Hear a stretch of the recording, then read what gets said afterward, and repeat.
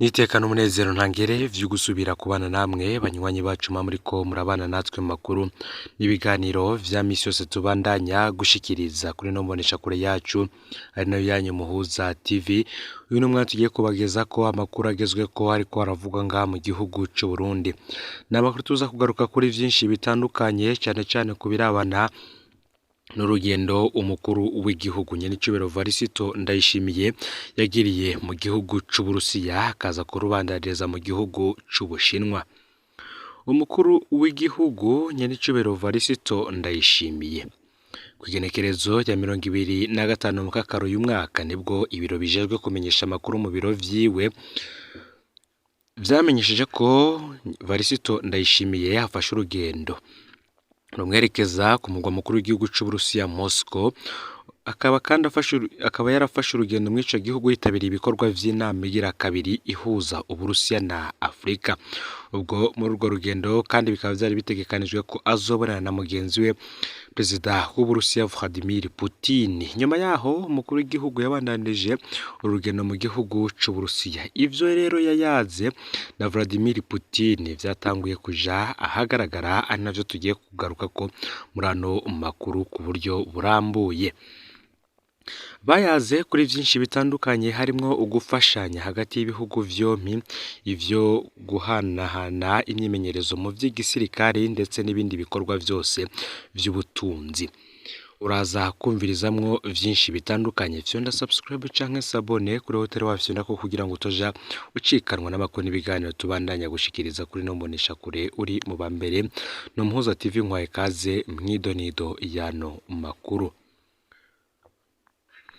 Umukuru w'igihugu Nyenicubahiro Varisito Ndayishimiye yafashe urugendo kwigenekerezo ya 25 mu kakaro yerekeza mu gihugu c'u Burusiya, aho yari yitavye inama igira kabiri ihuza Uburusiya n'ibihugu vya Afrika.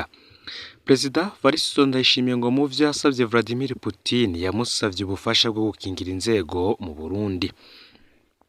Mu rugendo aherukamwo Perezida Ndayishimiye yaravuze ingene ababazwa n'ibihugu vyivanga mu ntwaro z'ibindi bihugu bikaguma bibazagiza ibijanye n'agateka kazina muntu.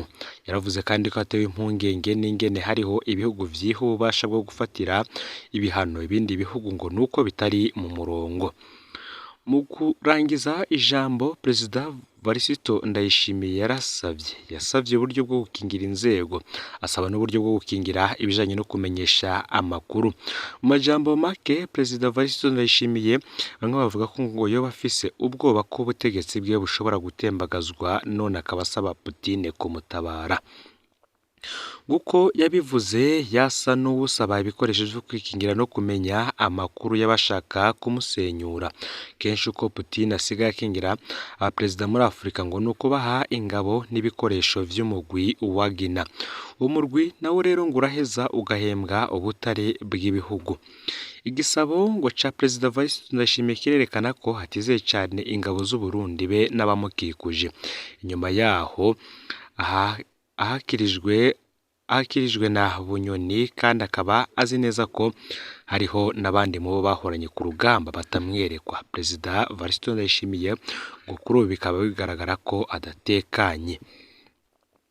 Bamwe bavuga ko ibi vyoba ari ibihushane. Ndayishimiye ngo arashigikiye inyungu zose z'Uburusiya, ariko ntashigikiye itembagazwa ry'ubutegetsi rishigikiwe n'Uburusiya. Ingendo ya Perezida Varisito Ndayishimiye mu Burusiya yarabayemwo ibihushane. Ku ruhande rumwe yariyamirije bikomeye itembagazwa ry'ubutegetsi muri Niger nk'uko yarabikoze kuri Mali na Burkina Faso. Ku rundi ruhande yavuye yabwiye Vladimir Putin ko Uburusiya buzokwama bushigikira Uburundi buzokwama bushigikira inyungu z'Uburusiya. Kumbure yaribagiye ko muri izo nyungu harimwo gutembagaza ubutegetsi muri Afrika yita ko buyoboka abanyaburaya n'abanyamerika. Perezida Varisito Ndayishimiye muri iyi nama yari yicaye iruhande rwa Kapiteni Ibrahim Traoré atwara Burkina Faso, kandi yaheruka gutembagaza ubutegetsi muri ico gihugu. Gushikira inyungu zose z'Uburusiya ariko ntushigikira itembagazwa ry'ubutegetsi rishigikiwe n'Uburusiya ngo uba wivuguruje. Ariko vy'ukuri Perezida Ndayishimiye ngo aba ariko avuga ikibazo ciwe. uti ndagutakambiye ntuze ufasha abashaka kunkura ubwo ndemeye untabaze abankingira nanje nzokuyoboka. Ibi akaba ari byo vyatangajwe ku rugendo Perezida Evariste Ndayishimiye yagiriye mu gihugu c'Uburusiya. Ngo kandi ikindi Perezida Evariste Ndayishimiye yabwiye Vladimir Putin nuko yamutakambiye amutabaza ubufasha bw'ibikoresho mu vya gisirikare. Evariste Ndayishimiye yasavye Vladimir Putin kumutabaza ibikoresho bijanye no gucungira umutekano w'inzego. Aha Perezida Evariste Ndayishimiye akaba yarabishikirije muri ya nama nyene yahuza igihugu c'Uburusiya n'ibihugu vya Afurika yarangiye kuwa gatanu mu gisagara ca St Petersburg. Mw'ijambo ryiwe yarashimagije igihugu c'Uburusiya ko kitameze nk'ibindi bihugu vya rutura, akavuga ko ico gihugu kitanga imfashanyo kitarinze kubwiriza ivyo bikorana cane cane na politiki hamwe n'agateka kazina muntu. Perezida Ndayishimiye yagize ati turiyamirije ivyitwazo vy'agateka kazina muntu rimwe na rimwe usanga birengeje urugero bikoreshwa n'ibihugu bimwe bimwe kugira bibashe kugendura isi mu mishamirano hagati y'ibihangange bimwe vyo kw'isi, yaba yifatiye ku bijanye no kwivanga kw'isi mu bijanye na gisirikare canke imishamirano ifatiye ku vy'ubudandaji. Ibihugu vyikukiye vyari bikwiye guhabwa uburenganzira bwo kwitiramwo uwo bifashanya bifatiye ku vyifuzo n'ubugombe bw'abanyagihugu bavyo. Nico kimwe rero ngo nibijanye no guhitamwo intumbero ya politike y'ubutunzi, uburongozi n'imico, ngo n'igihugu gitegerezwa kwitiramwo ukuntu kivyifatamwo gifatiye aho ibihe bigeze hamwe n'inyungu zaco. Yarongeye ko kandi ati nyakubahwa Perezida ndabatakambiye mufashe Uburundi mu bijanye n'umutekano w'inzego mu kuturonsa ibikoresho hamwe n'ivyuma vyo gutumatumanako mu vya gisirikare. Boneyeho kandi no kubashimira ku buryo mwaturambarayeko mu buryo butandukanye igihe cose igihugu canje cari cashizwe ku rutonde mu gahotoro rw'ibihugu ONU yamizako ijisho. Kubera rero ngo ivy'Uburusiya bufasha Uburundi, Perezida Ndayishimiye akaba yaraciye amenyesha ko yiyemeje ko Uburundi buzoshigikira Uburusiya igihe cose ico gihugu kizoba kiriko kiragwanira inyungu zaco. Reka ano makuru yacu tuyabandanize mu bindi biriko biravugwa bigezweko ngaha mu gihugu c'Uburundi, aho abaguzi bavuga ko barengewe n'iduzwa ry'ibiciro vy'imfungurwa ku masoko agiye atandukanye mu gihugu. Ni mugihe hariko harabaho iduzwa ry'agasakisaki ry'ibiciro vyose vya nkenerwa. Ivyo rero bigatuma ubuzima buzimba. Ubushobozi bw'abanyagihugu bwo kugura ntibwahindutse, abaguzi bavuga ko barengewe n'iryo duga ry'ibiciro. Iduzwa ry'ibiciro riheruka ni ry'ibinyobwa vya Braludi vyadugijwe ko 500 kuri buri kimwe cose. Ivyo bikaba vyarabaye ku igenekerezo ya mbere Myandagaro. Gutyo ibiciro vy'amafanta ni 1500 mu gihe vyahora ku mafaranga 1000, Amstel ndende ku mafaranga 3000 mu gihe yahora igura amafaranga 2500, Primus yavuye ku mafaranga 1700 ishirwa ku mafaranga 2200 ndetse n'ibindi vyinshi bitandukanye.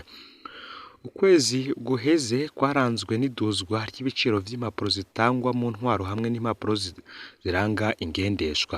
Ibiciro vya essence hamwe n'ibindi bitoro bavyo navyo nyene vyaradugijwe muri uku kwezi kwa Mukakaro. Ukuduza ivyo biciro vyatumye haduzwa ibiciro vy'itike ryo kwiyunguruza ku butaka bw'u Burundi. Mu ndwi idashika hakaba hamaze kuduzwa igiciro cyo kwiyunguruza, igiciro c'isukari naco nyene ngo kikaba caradugijwe, igiciro c'isima naco caradugijwe kuri uyu wa mbere. Turavye ku vy'imishahara, politiki yo kunganisha imishahara iriko irakorwa kuva muri uku kwezi kwa Mukakaro uyu mwaka w'2023. Bamwe mu bakozi ba leta ngo baratanguye kuronka ayo mafaranga ku mishahara y'uku kwezi kwa Mukakaro. Nubwo biruko, bamwe mu badandaza bavuga ko bababajwe cane n'iryo duzwa ry'ibiciro ku bidandazwa vyose vya nkenerwa. Kubw'abigisha ngiryo duzwa ry'ibiciro yoba ari politiki ya leta yo guca amazi politiki yo kunganisha imishahara. Abandi nabo babona ko ngo leta yongeye imishahara ikoresheje ukuboko kw'iburyo ica iduza ibiciro ikoresheje ukubumbafu. Abandi bakozi ba leta bo barababazwa n'uko leta irondera kuzibira ikinogo kiri mu kigega ca leta muri uyu mwaka w'ibihumbi 2023 mwaka w'ibihumbi 2024 ibanje kuduza amakori n'amatagisi kugira ngo ishobore kuriha imishahara y'abakozi bayo. Abo bakozi ba leta bose bagize ico bashikiriza basaba ko abatowe n'abanyagihugu kwikangura no gukora igikorwa cabo batorewe. Ngo leta ntiyigeze iraba ubushobozi bwo kugura abanyagihugu bafise imbere yo gushinga ibiciro vy'ibidandazwa vya nkenerwa, niko abanyagihugu bagaragaza umwiheburo. Bongera ko bati abategetsi barindira ko ibidandazwa vyinshi bibura kugira ngo bemeze ibiciro vy'abadandaza bikitse mu kiza. Amafanta yari amaze amezi 6 ataboneka ku butaka bw'u Burundi. Abadandaza bikitse inyuma y'ubwo bukene mu kuduza ibiciro. Igiciro cahora kiri hagati y'amafaranga 200 n'500. Ubwo Brarudi bishize ku 500 mu kugurisha mu bagurisha ku icupa. Ngo niko karorero katanzwe n'umwe mu baguzi bo mu bumanuko bushira uburengero bw'u Burundi. Ivyo biboneka mu maso y'abaguzi nk'uburyo bwo kwemeza ibiciro vya Brarudi vyashinzwe n'abadandaza bikika mu kiza. Mw'itangazo rimaze iminsi, Brarudi yasiguye ko iriko iduza ibiciro bivuye ku iduga ry'ibiciro vy'ibikoresho ikoresha. Isima n'ibinyobwa vya Brarudi bidugijwe ibiciro ku nshuro ya kabiri kuva mu kwezi kw'icumi mwaka w'ibihumbi 2022. Ikibabaje, ingaruka zose ziduzwa ry'ivyo biciro zigwa ku munyagihugu mutoya. Akaba ari umwe mu banyagihugu mu gisagara ca Bujumbura agaragaza umubabaro. Nubwo rero ngo ibiciro vy'ivyo bidandazwa vya nkenerwa bidahengeshanya kuduga, ngo navyo ntibiriko biboneka kw'isoko ku buryo bugaragara. Vyonda subscribe canke sabone kuri Hotel Wafyenda ko kugira ngo tujikanwa n'amakuru n'ibiganiro tubandanya gushikiriza. Sangiza ano makuru bagenzawe kandi baba bari hose kugira ngo batuje bacikanwa n'abiriko biravugwa bigezwe ko ngaha mu gihugu c'u Burundi, hanze imbezi igihugu c'u Burundi ndetse no makungu ya kure. No Muhuza TV, Imana ibahezagire.